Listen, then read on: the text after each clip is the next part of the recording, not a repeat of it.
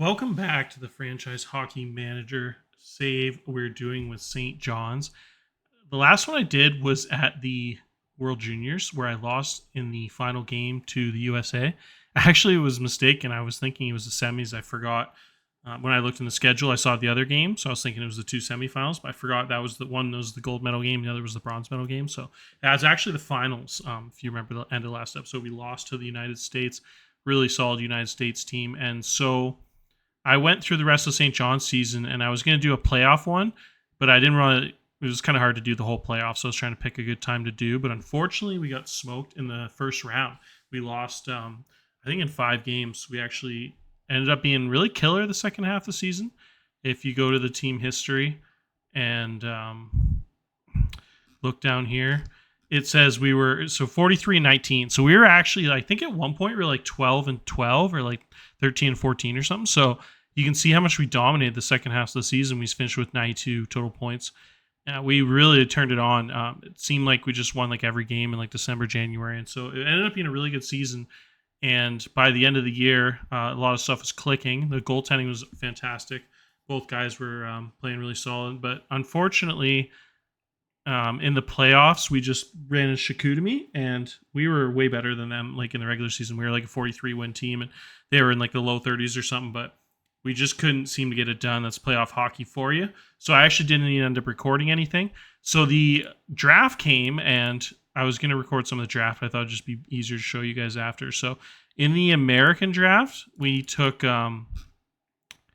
this pretty solid young goaltender. Again, if the ratings seem really low, it's because in the future, the guys that are computer generated, a lot lower than when to start the game. I think it's kind of a flaw in the game. But it's not the end of the world. But yeah, so the guys are really low rated. They're like 5 and 6 overalls. But so I really just wanted some goaltenders in the system so they start developing. So I just there wasn't a lot of great options. So I figured I'd just go with a 6'1" young goalie and throw him in the keep him on the protected list for a few years, and maybe by the time he's 17, 18, 19, he'll start to develop a little bit. But nothing usually major from the American draft. The Canadian draft was the main one. So first overall was Zachary Moran. In real life, he's a big-time prospect, but I think he committed to the USHL, and he's going to go the college route in real life, so he fell pretty far in the real-life Q draft. But in the game, he's kind of like the star number one player. Really, really developed compared to everyone else in the draft. Can kind of go in there right away and be like a starting center. Really solid. Second pick was this young guy. He started the process at like 5'3". That's what's really cool about this game. They grow a lot when they're at that age, so he actually was like crazy small, like 5'3", like 105 pounds or something crazy. So he grew a little bit throughout the year, and he'll probably still grow quite a bit more. But a big-time 5-star potential, really good shot, and pretty solid skater compared to the other guys in the draft. But again, really physically has a long way to go. This guy's actually probably even a little better. He's quite a bit bigger weight-wise, and he's pretty strong and a good skater and really good offensively. Not quite as good defensively. Actually, he's about the same. So I probably like the Valu guy a tad better, but both pretty similar players. Valu's just really, really solid. 12 offensive read and 12 getting open, all those things at that age is extraordinarily high. That probably means those are going to be like 16, 17s.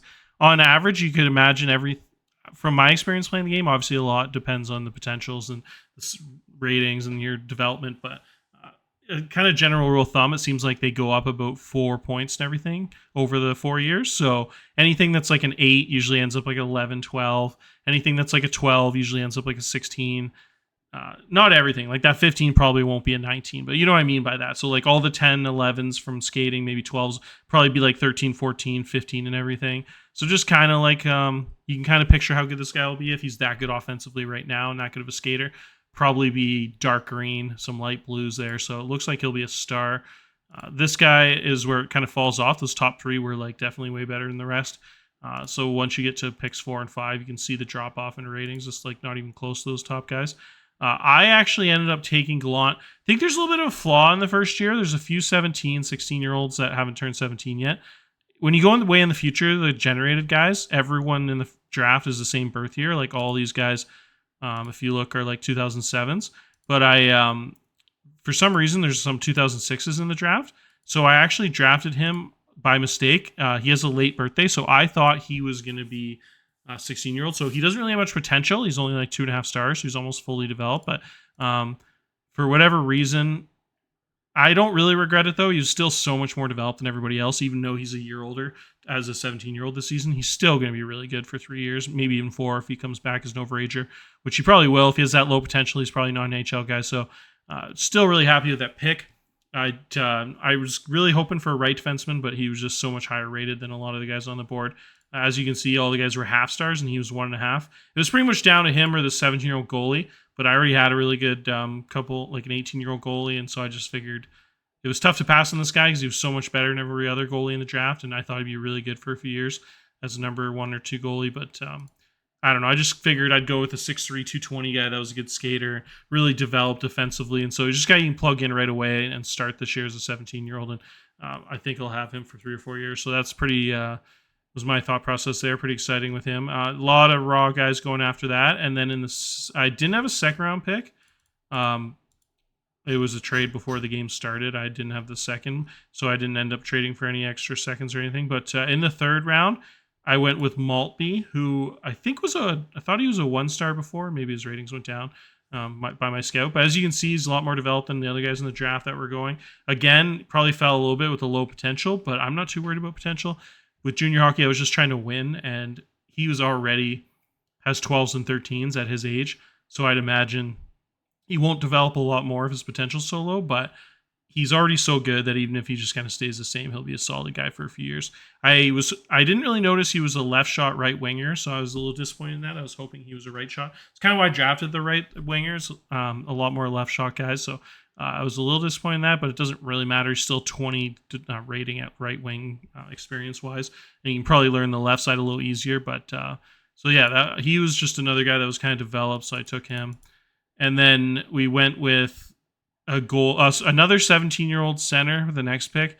Couple, again, for some reason, there's these 17-year-olds in the draft.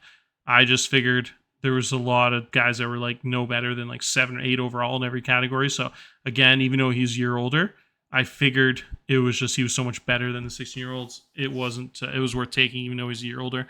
So now he probably won't even play for me this season. But I lose 2 19 or overage centers. My first and second line centers are both going to be 20-year-old overagers this year. So he is going to be a guy that plays a year in junior A type of thing. But he'll come up and be a starter when it's 18, 19-year-old seasons, and again potentially even an overage season where he'll be pretty good defender. So I thought that was worth that pick there. And then after that, it kind of falls off a little bit. I got a right shot, right D, who's like a 5-6 rated and everything, not really worth it. And then another goalie who was actually pretty decent this late in the draft. Kind of a small guy, but a guy that could probably grow quite a bit. Quite a bit of yellow, though, for this point in the draft. There's a lot of guys in the draft that were like 5, 6 and everything. So to get a guy this late that actually had pretty close to 10 in a bunch of categories seemed like a pretty good pick. So that was pretty much it for the main picks. And then in the import draft, you can take 2 Europeans. None of them can really play this year because I already have 2 pretty good ones. I had 2 guys that are both playing right winger for me, and they're both only 17 last year, and this will be their 18-year-old seasons. And so they'll be here for another full year or 2. And Simek here is one of them. I think he actually got drafted. I'll talk about that in a minute. So he'll only be here for his 18, 19-year-old season, so this year and next. And then this guy... he's a late birthday, so his draft year's not going to be till next year, but really solid 2 guys. So I won't be able to roster a third one for at least 2 full years unless I trade or some injuries. So I went with a couple right D here because I didn't really have any right shot D to protect it on my roster. So I figure even if I don't sign them for 2 years, if they just come over when they're 19 in a couple of years, they'll be really solid. One is this guy. He's a small overall offensive defenseman that had... just again, there was not many right shot guys, so I kind of went down the board for this guy, even though there was a little bit higher rated guys at center and lefty and stuff. But this guy looked really solid, so I figure if he grows a bit, bring him over maybe when he's 18, 19, and he'll be pretty solid. And I was actually more excited for this guy. This guy wasn't quite as good defensively, but big, 6'4", 200-pounder already at 17. So I figure I just take the 2 17-year-old right shot Ds, and just see which one developed over the next couple of years and potentially bring them both over at 19 when those 2 guys that are 18 now are both graduated and have both these guys as right D as 19-year-olds, which would be kind of cool. Plug them in there as mature guys. So we'll see what happens with those guys. They might never end up coming over. I could end up keeping this guy he doesn't get drafted, right for his overage season, and then potentially draft a guy next year and then sign him instead. So, who knows if these guys end up coming over? It really depends on the development and their roster situation. But it's just good to have a spot on my protected list. You can protect 50 guys. I only have 44 protected, so it doesn't hurt to just kind of have them in the system there, which kind of happens in real life sometimes. So anyways, that was the drafts. So the 2 guys will be rostered this season. I already signed them. Andrew Maltby will probably be my 4th line right winger. And the lefty 17-year-old that I took will be my 3rd string defenseman there. So going into the next season, and the lineup looks pretty good. I brought back 3 overagers. I chose this guy's an overager, Cole Fulston. Played a lot of junior hockey, and last year was his first year. Came up about halfway through the year. Had a really good season, +8. Was 40 games, 24 points. But he scored a ton of goals, 16 goals, only 8 assists, even though he was set to playmaker. So I figured he had a knack for scoring goals. So I thought he'd be the type to be a really good guy to bring back as an overager and have a really nice 20-year-old season. Really nice ratings across the board. Fantastic mentals, too, which was real nice. So him and Reynolds will be the best player in the team, most likely. An incredible skating offensive player. And he's going to be the team captain. He was around for the Memorial Cup a couple years ago. Pretty easy pick to be a team captain. So really solid point production a couple years in a row there. So he'll be like the kind of the playmaker, first line center there. So that'll be pretty exciting. I have the real exciting part was there was a shocking draft. I'll show you that part now. So in the draft, Bedard did not go first overall. The NHL draft, Brandon Yager goes ahead of him and then didn't even get signed. Oh, sorry, did, but he's already sent down. A lot of times the first overall picks stick in the NHL for the season, but they didn't even really hold him for training camp. They already sent him back down. So he will be in the CHL and on the World Juniors this year, which is exciting. I'll get to that. Bedard goes second to San Jose, which is funny. He was injured for a lot of last year, so I don't know if the game kind of played with that a little bit. Callum Ritchie goes 3rd overall. He's a real talented dude from the OHL. Went ahead of Michkov. Michkov went 4th overall to Seattle, which is kind of crazy. Talented dude. And then Nate Danielson, the really talented WHL center, goes in the top 5 also. Another WHL guy goes 6 to Edmonton. Big, nice winger there. And then we had Fantilli falling all the way to 11th in an absolute shocker. I would have assumed Fantilli and Bedard would be the first 2 picks. Bedard first, Fantilli second, like in real life. I guess Fantilli fell to 3rd in real life. But yeah, it was just a crazy draft. But the most crazy part for me personally, if you sort by drafted from here, I had some shocking picks that I did not expect. So I kind of expected maybe one guy to go in like the 6th or 7th round, but absolutely insane 2 first rounders. So this guy, who I don't even know where he got drafted in real life, but he was picked in the mock draft at 97th, but they actually took him in the first round, 28th overall. So again, these menus are kind of annoying in this game, but pretty shocking to see him go that early. That was really cool, especially since I got knocked out of the Q playoffs in the first round. I have a team with like 2 first rounders, but so he goes in the first round, 28, and then 2 picks later, my import there, Pavel Simek, which is really cool. He's from Czech.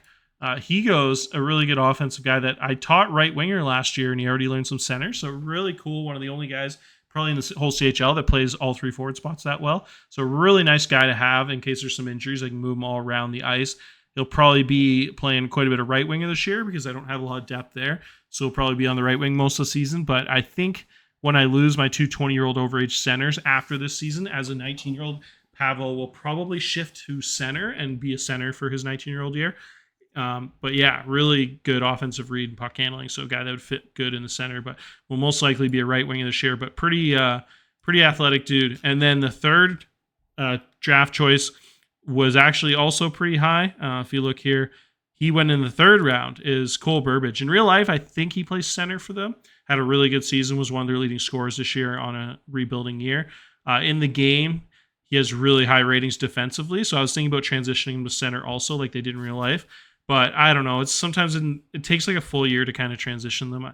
I might try a little bit in spring training here to put him at center for the preseason. Maybe see if I can get him to like a 12 or 13 experience at center, and then play him on the wing most of the year again, and then do the same thing in training camp next year, going into his 19-year-old season. We'll see. But I'm pretty good at center this season. Same reason I just mentioned with Simek on the wing. So I'll probably just leave him at left wing. But would be kind of cool to mimic real life. And I think the skill set fits best at center. The fact that he's like one of the best defensive players on the team, probably the best with a 14 defensive read, would be a real good shutdown center. So yeah, there'll be a decision to make. But yeah, really interesting to see Bedard not go first. And so that was quite the ride. But what I've done here is I made a short list of the World Juniors for next season. So as you know, I lost in the finals this year of the U.S., so I've already started planning for next year because I'm going to be the World Junior coach each year. I set that in the game because that's really fun for me. So next year's team, I put everybody that I've seen so far that's really good in the CHL on this watch list, and I'm going to pick the best. So there's 54 guys on this watch list. We'll have to pick the best 23. The only returning players from last year's team that are eligible again is going to be Ty Young. He's going to his 19-year-old season here. He was the third goalie last year that I brought to bring back so he'd have some experience. So he'll be the starter this year most likely. But there's some other really good goalies here. Lalonde's developed really well for Erie. Looks pretty nice. And then you got this really good goalie here for Regina, Kepper here. And then real nice young goalie from Mississauga will probably be the goalie of the future as he's quite a bit younger than these guys, so he won't really make it this year, but a guy to add to the watch list, keep an eye on. And then the first overall pick of really high second overall pick of the Q draft, which is really rare for a goalie. This guy looks like an absolute rock star who is going to go really high in the NHL draft next year, I imagine. Oh, so he's only a late birthday, so he'll actually not be in the draft for another year or two. But another guy that probably won't make it when he's young, but depending if he develops a lot the next few months, his ratings are pretty high. But guy that's definitely going to be the World Junior goaltender is probably his 18 or 19-year-old season. So a couple guys to keep an eye on, all pretty young. So probably go with the two 19-year-olds most likely. Probably be Ty Young and then one of these two guys, the three 19-year-olds. Or I might do what I did last year and bring an 18-year-old for the season after. So maybe bring a guy like this. But we'll see. Where it gets real exciting is the centers, just absolutely loaded. I'm expecting Bedard to stick in the HL. I think, I know they can always send him down later, but he's still up there now. But I'd imagine he'll stick up there. But Owen Beck got called up as an injury replacement this year, so he's going to be returning. I'd imagine Shane Wright will stick in the HL this season as a 19-year-old, but there's always a chance he gets sent back down. Seattle's a pretty loaded HL team, so they might have the depth to send him down. We'll see how that goes. But yeah, we'll have Callum Ritchie will be on the team most likely as an 18-year-old, just absolute ridiculous ratings. Was the third pick of the draft to the Montreal Canadiens, already sent back down. So most likely he'll be one of the star players this year. A lot of 19-year-old centers. Zach Benson in real life got drafted really high. He's a really good player. Matt Savoy will be a surefire pick this year, most likely. He was injured last season. He got drafted 9th overall in the NHL. He got sent back down already this year. So Yager just went first overall in the draft, so I kind of have to have him on the team. He'll be really good too. And then Connor Geekie is a 19-year-old, really high rating, 6'4". He's a sure lock for the team if he doesn't stick in the NHL. And then the superstar, who's probably going to be the first pick of the draft next year in real life and in the game, Macklin Calabrini here. Absolutely amazing player. So he has a shot as an underager here. Fantilli will probably stick in the NHL. Oh, did he already get sent down? Oh, he didn't sign. Interesting. Wow, I did not expect to have him available, but if he's available, he is most assuredly going to be on the team. He was on the team last year, an absolute amazing player. So he's probably going to return to be the captain, I'd imagine. If Bedard, it'll be either him or Bedard, obviously, as the captain, or Shane Wright. But yeah, Fantilli, wow, to have him back would be absolutely incredible. This team could be absolutely loaded. And then we have a few other, there's a lot of really good 17, 18-year-old guys that will have a real shot at the team this year. The 19-year-old crop isn't as deep as it has been, so we probably have more underagers next year than in the last few years. Dumais will be most likely on the team, like almost a lock for the team. He was called in as an injury replacement last year to the tournament. Absolute rock star in real life. Last year had like 140 points in the Q, just ridiculous season. In the game, it's crazy. If you look at the Halifax Mooseheads here in the Q, if you go to the league here and then you go to prospect rankings, let's see here, positional rankings, they have like 4 of the top 5 forwards or something. So Dumais is ranked as the best overall player in the Q coming into the season. Then they have the number 2 guy who's like a 19-year-old center. Then they have a center and right winger there. And then they have another right winger who also plays center. So he could be the second line center or right winger. Cataford, who's a real good player in real life. He went in like the second or third round. And then they have another overage left winger slash center who's an amazing rated player. So it's just crazy. They got like 4 of the top 6 players in the rankings for the league. So they're going to be really tough to deal with. So yeah, anyways, back to the World Junior talk there. Let's go to short list. So yeah, the team is going to be really loaded. And so I was just talking about all those centers. Oh, shoot. I'm on the wrong thing here. I was just talking about all those centers. We haven't even really got to the wingers too much, though. So Matthew Wood, a ridiculously ranked player. He's going to be an 18-year-old, have a good shot at the team. There's some really good 17-year-old wingers down here I've added to the list. Poirier has some crazy ratings, just going to a 17-year-old season here. Will Shields there. This guy looks crazy good, too, for a couple Q guys, which is exciting. There's a guy that's down in Chicago Steel with Calabrini, Michael Hage. He's really crazy rated. A lot of these guys are young, so they probably won't be on the team. But if you look, there's not too many 19-year-olds. So the only probably locks of the team will probably be the older guys. This guy just went like 3rd overall in the NHL draft, so he'll be on the team for sure. So it'll probably be Dumas and then him and then the other 19-year-old here. Furcus, who's really good offensively, incredible passer. And then Wood would probably snag that last box. He's so good, but you never know if one of these younger guys develops like crazy. This guy had to list 6'4", 212, and he's still 16 until October. He went 4th overall in the W draft last year, so he looks really exciting. There's this crazy young guy here, Frost, who looks ridiculous. A couple of young players here. Just insane. And then left winger here, we got a really shallow class so far. I haven't found too many good left wingers, and they're all 18 and 17. So we're probably going to have to convert some of these 19-year-old centers to left wing. So hopefully some of them play there during the season, because I don't want to play a guy that's like Goyette will probably be. Yeah, he'll probably be one of those guys. He's already a 16 there. So as a 19-year-old, he'll probably lock up a spot on the left wing. In real life, Benson plays left wing, but he doesn't really in the game. He plays center. Danielson will be on the team as a center for sure. He just went like 4th, 5th overall in the NHL draft, so might have to move Geeky over there. We'll see. You'll probably want to keep him at centers. He's 6'4". But yeah, in the game I have. So we'll have to probably bring Tanner Howe, Connor Bedard's teammate. He's probably good enough to make as an underager. Looks like a ridiculous talent ratings wise, so probably be one of the best players even though he's young. And then Riley Height will be on the team for sure. He is going to be an 18-year-old, but actually, I wouldn't say for sure. He's not really ratings-wise not that great. Still up in the HL with Montreal. They'll probably send him back. But yeah, if his defense develops a little more, he'll probably be on the team since it's so shallow at left wing here. This guy has some crazy ratings. He's pretty young too, just in his 17-year-old season, so I probably won't bring him. But you never know. Depending on some injuries and stuff, he might make it. But yeah, really just the team is kind of built around some ridiculous superstar centers. So we'll probably have a really good offensive team there with that. And then defenseman-wise, holy smokes, this guy is probably going to be the highest rated guy in the entire team. Actually had to cut him last year because I was so stacked at defenseman. And he had such good 19-year-olds a year older than him. But ratings-wise, offensively, he's incredible. So he'll probably be good enough to be the first-line guy this year. But he'll probably stick in the HL, to be honest. This Owen Pickering guy is fantastic, too. Another WHL guy. He's up with Pittsburgh right now. Crazy good strength. Probably be on the team for sure if he gets sent back down. And then Korchinski was the other guy that actually made the team in real life. In the game, I didn't pick him because, again, he was another 18-year-old. But and there was guys that are a little higher rated defensively than him and a little bigger and stronger for the second and third lines. But yeah, this guy and those top 3 guys I just showed you will all be the top 3 picks for sure if available. If not, we'll go with an underager, Sam Dickinson. This guy's probably the most talented 17-year-old defenseman in the country. So he'll be an absolute lock for the team as an 18, 19-year-old for sure. Probably make team this year. The ratings are just so high. Incredible. Definitely, especially if 1 or 2 of those guys I just mentioned before sticks in the NHL. Dickinson will make it. And then we have a couple of really young guys here I won't show because they probably won't be on the team, but just add them to the watch list because their ratings are so high. Probably actually show you Philo's ratings just because they're so ridiculous. He might have a shot too if multiple of those guys above stick in the HL as 19-year-olds, which you never know. It's kind of a toss-up.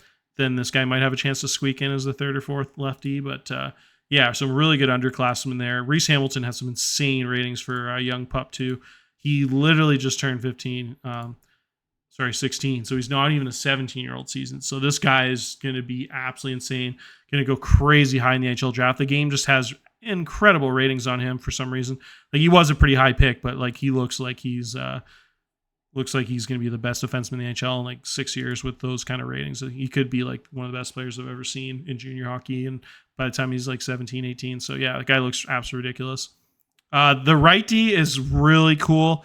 Tristan Leno he looks like Brandon Clark did last year, just a really good offensive defenseman, skates pretty well. 6'2", really high pick a couple years ago in the Q, went first overall. So yeah, he just went to second round in the NHL last year, so he'll probably be on the team as a 19-year-old. And then this guy will be the other 19-year-old right D. Incredible 6'7" beast. And then we have another superstar young defenseman on the right side here, Spencer Gill. He probably won't be on the team this year. But the third pick will probably be this young guy, Thomas Lavoie, another guy that went first overall in the Q, to Cape Breton in 2022. And then in the game, he grew from 6'3" to 6'5" in one season. When I started this team last year, he was only 6'3". So now he's 6'5", and you can see those ratings. So he's probably has a pretty good shot to be the first pick of the NHL draft. He looks like Owen Power, like a big 6'5" right shot defenseman. The defense is a little bit behind the offense right now, but it's not like it's bad. It's just the offense is so ridiculous for his age. Having all 12 and 13s on defense as a 17-year-old still really good. And the shocking part about him is he's a 20 rated center. The shooting accuracy is a little low for a center, but I don't know if in real life he played there as in junior hockey quite a bit, but probably the only player I've ever seen that has 20 in both as an elite defenseman and at center. So an insane two-way type guy.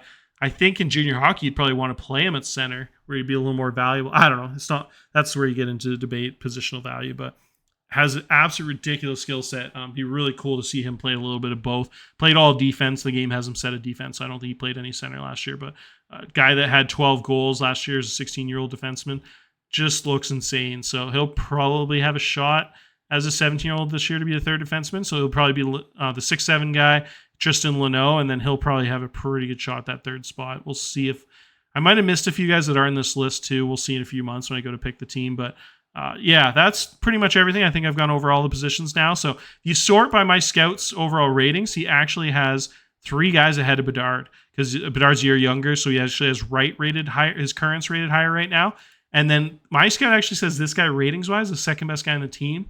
I don't know how accurate that is. He has 16 agility, all like 14, 15s everywhere. So pretty good shot. This guy gets sent back down. He just went 8th overall in the game.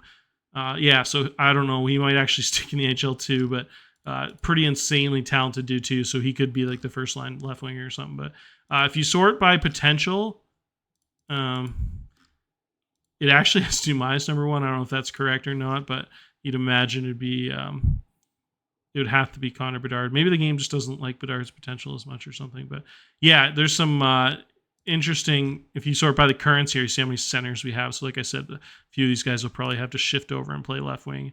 Jager's actually a right shot, so he could always shift to the right wing too. But yeah, we're going to have some tricky decisions here this year, but it's going to be a really good team regardless. So anyways, that's enough chit chat for one episode, so I'll end it here. See you guys next time.